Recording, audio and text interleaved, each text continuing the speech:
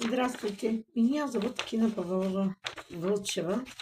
А, 2018 году я работала в детский сад. Детский сад «Вяра, надежда и любовь», 188 номер. Тогда я работала с этим диплом как была учитель, но я окончила музыкальные педагогики. Вот здесь видно, как написано Кина Павлова Волчева Теренькова. Потому что я была замуж, потеряла, по-болгарски разведусь. Я вот здесь и перевод диплом на русского языка, потому что я потом учила, ну, скажу потом.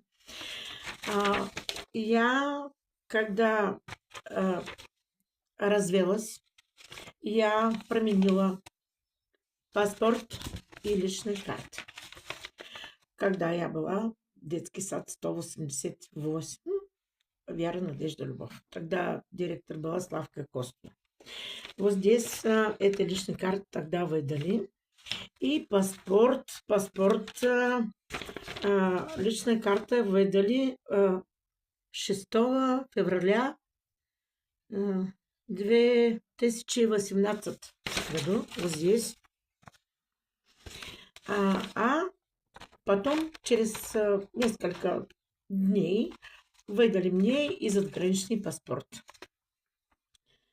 Он выдали дата выдачи вот период русского языка, потому что я потом учила Московский университет, когда не было войны, и потом она начинала.